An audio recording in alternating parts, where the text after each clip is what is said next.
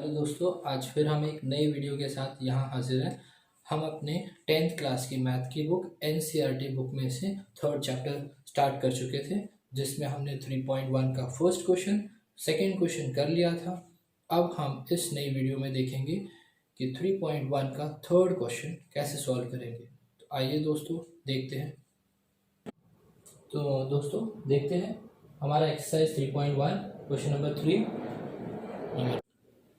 तो आइए दोस्तों क्वेश्चन पहले देखते हैं। 3.1 क्वेश्चन नंबर 3.1 एक्सरसाइज है हमारा, और क्वेश्चन नंबर 3 हम उसमें कर रहे हैं। क्वेश्चन क्या है? The cost of the 2 kg of apples and 1 kg of grapes on a day was found to be rupees 160.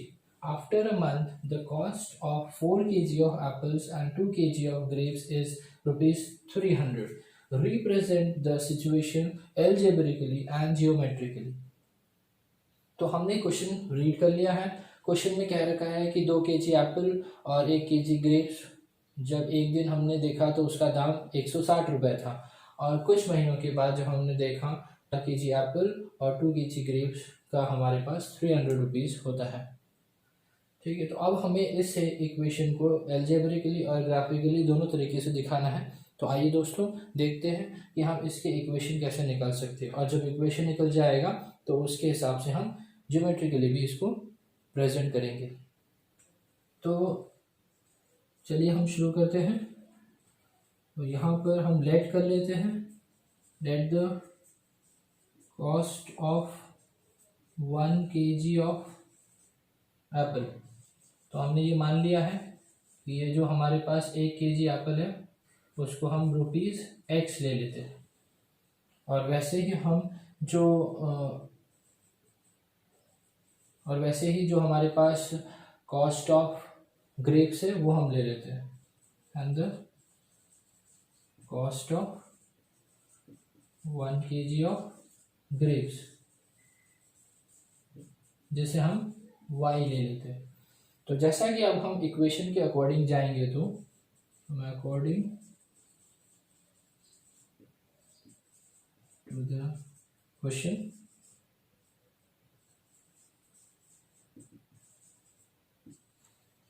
पहला दिया था 2 kg Apple and 1 kg grapes. तो 2 kg एप्पल लिया है तो हम लिखेंगे 2x plus 1 kg of Apple. तो आप 1 लिख सकते हैं, और ना लिखे तो भी सिंपल y इक्वल्स टू कितना है total price one of the day 160। तो 2 kg apple plus grapes equal to 160।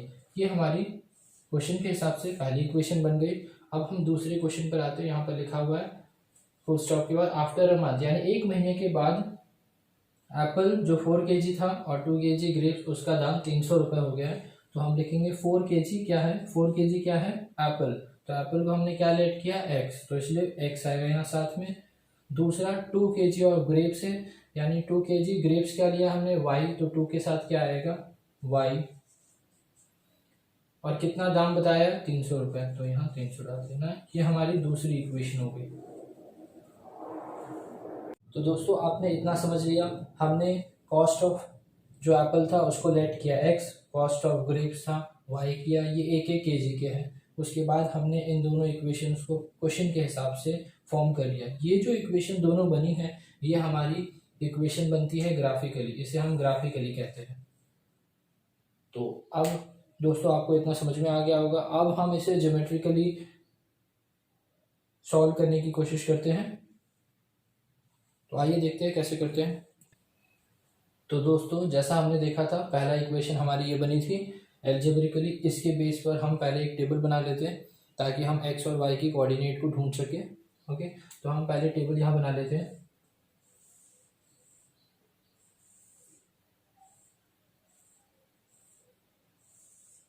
x और y। अब हम यहाँ पर इसको थोड़ा और सिंप्लीफाई कर लेते हैं। मैं y के टर्म में सिंप्लीफाई कर ले रहा हूँ। आपको पता है ये जब 2x उस तरफ जाएगा तो माइनस साइन में हो जाएगा, क्योंकि यहाँ इसकी साइन प्लस है। तो ये वैल्यू हो गई y equal to 160 minus 2x। अब हम इसमें बारी बारी x की वैल्यू डालेंगे और y की वैल्यू आती जाएगी, वो वहाँ फिलअप करेंगे। तो दोस्तों मैं यहाँ पहले 50 की वैल्यू रख देता हूँ x की जगह पर। तो 160 250। अब ये 50 को आप ब्रैकेट में रखिएगा या फिर इन दोनों के बीच में मल्टीप्लाई का साइन रखिएगा। ये ब्रैकेट का मतलब भी मल्टीप्लाई है, तो अब हम इसे मल्टीप्लाई कर लेंगे। 5 टू द 10,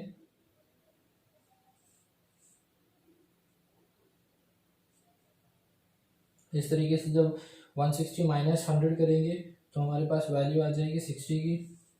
तो यानी y की वैल्यू हमारे पास जो आ गई है वो 60 है, तो अब हम यहाँ 16 भर देंगे।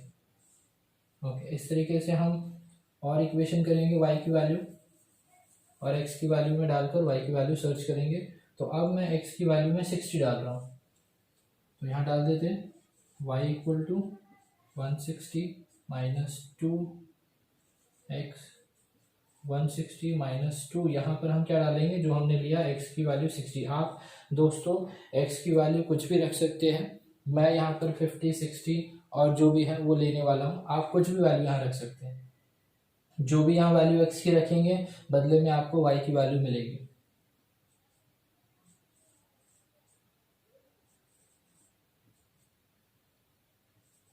तो यहाँ आपको y की वैल्यू मिल गई 40। तो जब आपने x की वैल्यू 60 रखी थी तो यहाँ आपको y की वैल्यू 40 मिली है। अब हम दूसरे एक और x की वैल्यू लिखेंगे, मैं 70 रख रहा हूँ। तो 70 डालकर देखते हैं कि हमारी नेक्स्ट वैल्यू 70 डालने से कितनी आएगी y की वैल्यू। तो 160 माइनस 2 ब्रैकेट में हम क्या लिखेंगे 70, जो मैंने वैल्यू ली x की 160 माइनस 140, तो हमें यहाँ मिल गया 20। तो जहाँ हमें जो y की वैल्यू मिली है वो 20 मिली है, तो यहाँ मैंने 20 की वैल्यू रख दी है। तो इस तरीके से हमें 50 के साथ 60, 60 के साथ 40 एंड 70 के साथ 20 वैल्यू आ गई है। ये हमारी जो वैल्यू आई है ये इक्वेशन 1 से आई है। तो अब हमें एक इक्वेशन का ग्राफ बनाने में आसानी होगी। इन कोऑर्डिनेट x और y की मदद से हम एक लाइन बना पाएंगे ग्राफ में। अब हम सेकेंड इक्वेशन पर देखते हैं। तो आइए दोस्तों, हम ये जानते हैं, हमने पिछली बार ये सेकेंड इक्वेशन लिया था, तो ये हमारी सेकेंड इक्वेशन है। इसके हिसाब से हम एक और टेबल इस तरीके का बनाएंगे ताकि हमें ग्राफ में दूसरी लाइन मिल सके। तो आइए इसको थोड़ा और सिंप्लीफाई कर लेते हैं, थोड़ा और छोटा कर लेते हैं और इसे y के टर्म में ले लेते हैं। तो हमारे पास ये y के टर्म में आ जाएगा y इक्वल टू 300। हम इस वैल्यू को इस तरफ ले जाएंगे तो इसकी साइन प्लस है, यहाँ आकर ये माइनस हो जाएगी। ओके, और यहाँ पर y के पास 2 था, तो 2 दोनों मल्टीप्लाई में था, वहाँ जाएगी तो डिवाइड में आ जाएगी। याद रखना है प्लस का माइनस साइन चेंज होता है या माइनस का प्लस में, और मल्टीप्लाई का डिवाइड में या डिवाइड का मल्टीप्लाई में। जब भी हम साइन चेंज करते हैं तो हमें ये ध्यान रखना है कि उसकी साइन क्या है, और दूसरी तरफ जाएगी तो उसकी साइन क्या होगी। तो अब हमने ये इक्वेशन को सिंप्लीफाई कर लिया है। अब हम इसमें वैल्यू डालेंगे x में और y की वैल्यू लेते जाएंगे। तो मैं एक टेबल बना लेता हूँ।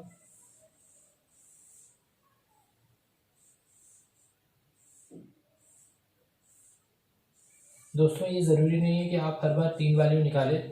आपको ऐसा लग रहा है कि 2 वैल्यू से भी आपके ग्राफ में लाइन बन जा रही है अच्छे से, तो आप 2 वैल्यू भी निकाल सकते हैं। मैंने यहाँ 3 वैल्यू निकाली है। तो पहले मैं यहाँ x की वैल्यू 70 ले रहा हूँ। आइए देखते हैं कि y की वैल्यू क्या आएगी। इसमें हम रखते हैं 70 की वैल्यू 4, और ये मल्टीप्लाई में इसलिए मैं इसे ब्रैकेट में रख रहा हूँ, डिवाइडेड बाय 2। अब इसे हम सॉल्व करेंगे तो ये हो जाएगा 300 माइनस, इन दोनों को हम मल्टीप्लाई करेंगे तो ये हो जाएगा 280 डिवाइड बाय 2, और इसे माइनस करेंगे तो इनके बीच में डिफरेंस है 20 का, डिवाइड बाय 2 कैंसिल करके हमें आंसर मिल जाएगा 10। तो जब हमने वैल्यू 70 ली तो हमें वहाँ पर y की वैल्यू 10 आई है। यहाँ आप 10 डाल दीजिए, ये y की वैल्यू आई है, y इक्वल्स टू 10। तो दोस्तों आपको ये समझ में आ गया किस तरीके से हमने x की वैल्यू रखी है और y की वैल्यू आती जा रही है। y की वैल्यू मेरी 10 थी, मैंने यहाँ भर दिया है। अब हम एक और वैल्यू देखेंगे। सिंप्लीफाई सेम किया हुआ है, बस हमें यहाँ एक और नई वैल्यू रखनी है। तो इस बार मैं यहाँ 80 रख देता हूँ। तो जब मैं यहाँ 80 रखूँगा तो देखिए क्या वैल्यू आती है यहाँ पर, 300 माइनस,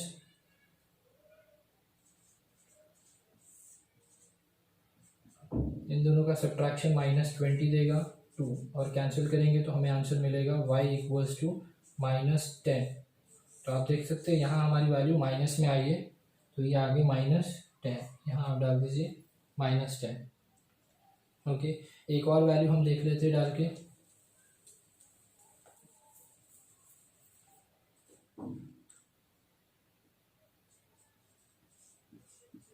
और इस बार मैं जो x की वैल्यू है वो 75 डाल रहा हूँ। तो देखिए 75 डालने से कितनी वैल्यू आती है। तो जब 75 4 और 75 को मल्टीप्लाई करेंगे तो हमें वहाँ आंसर मिल जाएगा 300 डिवाइडेड बाई 2। तो हमारा इन दोनों का माइनस करके आंसर 0 आएगा। डिवाइड बाई 2 लगाने की ज़रूरत नहीं है क्योंकि न्यूमरेटर में ही 0 है, तो डिनोमिनेटर की कोई वैल्यू नहीं बचती, इसलिए हमारे पास डायरेक्ट y की वैल्यू आ जाती है 0। तो हम यहाँ 0 डाल देंगे। तो दोस्तों इस तरीके से हमारे पास दोनों इक्वेशन की 2 टेबल आ चुकी है, सारे कोऑर्डिनेट आ चुके हैं। तो अब हम इस कोऑर्डिनेट की मदद से आगे लाइन बनाएंगे ग्राफिकली। तो आइए देखते हैं।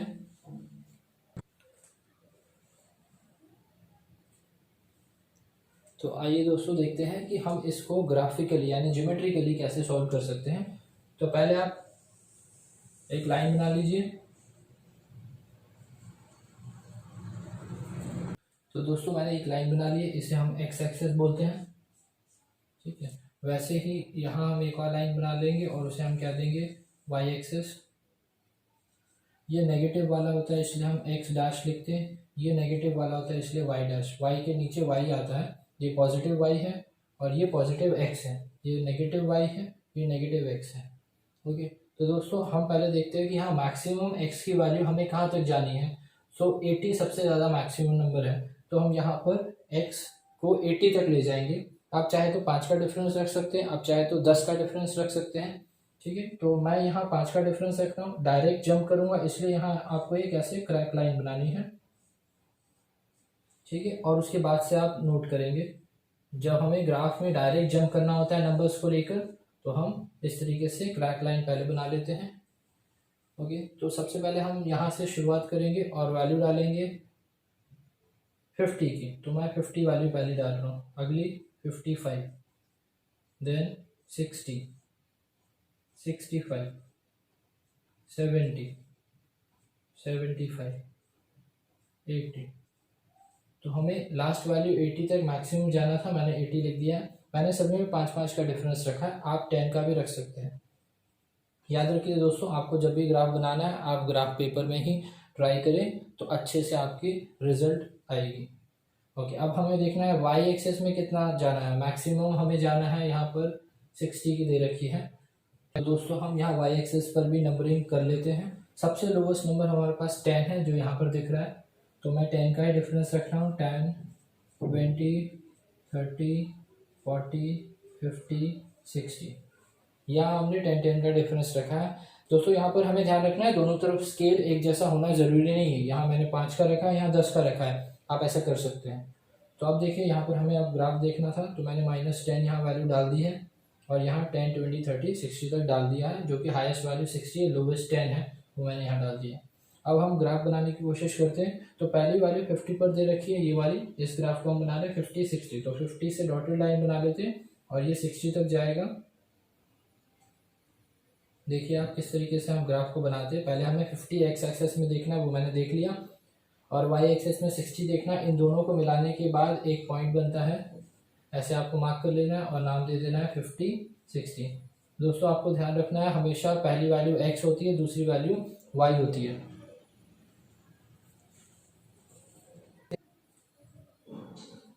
ओके दोस्तों, तो अब हम अगला पॉइंट देखते हैं 60, 40। तो यहाँ पर हम देख लेंगे 60 कहाँ पर है, ये रहा 60 एक्स एक्सेस पर, और वाई पर कहाँ जाना है 40 पर, तो ये रहा 40। तो यहाँ से एक लाइन बना लेते हैं डॉटेड, और ये 40 की लाइन हो गई। यहाँ हम मार्क कर लेंगे 60, 40, पहला एक्स और दूसरा वाई, ये एक और पॉइंट मिल गई। तीसरी वैल्यू है 70, 20। तो यहाँ देखिए 70 की वैल्यू दे रखी है, 70 एक्स एक्सेस, वाई पर 20 जाना है।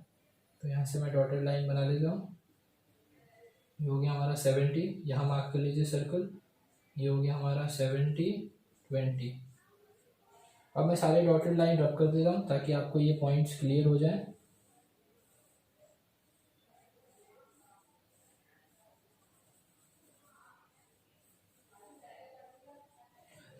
तो दोस्तों हमें देखिए यहाँ 3 डॉट्स मिल गए हैं और तीनों को मिलाने के बाद हमें एक स्ट्रेट लाइन मिल जाएगी। इस तरीके से हमें एक ग्राफ लाइन मिल गई है। इस तरीके से हमें ग्राफ पेपर पर एक नई लाइन मिल गई है फर्स्ट इक्वेशन के हिसाब से। अब हम सेकेंड इक्वेशन के हिसाब से एक और लाइन बनाएंगे। चलिए देखते हैं कैसे बनाते हैं। 70, 80, 75। तो पहला एक्सेस पर 70 दिया है तो मैं यहाँ जाऊँगा 70 से 80 पर जाना है मुझे। तो यहाँ पर 70, 80, तो 80 की लाइन है मेरे पास। ये 70 की पहले हम 70 देख लेंगे, 70 पर जाएंगे और 70 में, और वाई एक्सेस में 10 में जाना ये रहा। तो इस तरीके से मुझे एक यहाँ डॉट मिल गया यहाँ से और यहाँ से लाइन। अब हम 80 का देखेंगे तो ये देखिए हमारे पास जो वैल्यू है 80 और -10। तो 80 और -10 में हम जाएंगे तो यहाँ हमें एक पॉइंट मिल जाएगा, ठीक है। और सेकेंड इक्वेशन यहाँ पर क्वेश्चन है, यहाँ पर 75 और 0 का एक और कोऑर्डिनेट दे रखा है। तो 75 और 0 हमें यहाँ पर मिलेगा, तो यहाँ एक पॉइंट बना लेते हैं। अब देखिए यहाँ पर एक और लाइन बन रही है, तो मैं यहाँ पर एक लाइन इसे जोड़ देता हूँ ऐसे। तो आप देखेंगे ये दोनों लाइन जो हमें मिली है, ये दोनों ही लाइन स्ट्रेट है और दोनों ही पैरेलल। हालांकि दोस्तों आपको यहाँ थोड़ी लाइन टेढ़ी दिख रही होगी क्योंकि ये रफ डायग्राम है, पर आप जब यही क्वेश्चन ग्राफ पेपर में अच्छे से कोऑर्डिनेट देखकर बनाएंगे सारे लाइन से लाइन मिलाकर, तो आपको ये दोनों लाइनें पैरेलल लाइन मिलेगी। तो दोस्तों आप अच्छी तरीके से इसकी प्रैक्टिस करिए, इसे ग्राफ पेपर में बनाइए, रफली मत बनाइए, ग्राफ पेपर में प्रैक्टिस करिए। करता हूँ दोस्तों आपको मेरी ये वीडियो पसंद आई होगी और इस वीडियो में सॉल्व किया हुआ 3.1 का क्वेश्चन नंबर 3 अच्छे से समझ में आया होगा। दोस्तों आपको मैथ्स में अगर बहुत अच्छे मार्क्स लेने हैं तो आपको बार बार क्वेश्चंस को, आंसर्स को अच्छे से सॉल्व करना पड़ेगा और आप इस वीडियो को बार बार देखिए, अच्छे से समझिए और अगर कोई डाउट हो तो आप कमेंट बॉक्स में लिखिए, मैं इसे और अच्छे से समझाने की कोशिश करूँगा। थैंक यू दोस्तों। अब हम अगले वीडियो में मिलेंगे नए क्वेश्चन के साथ।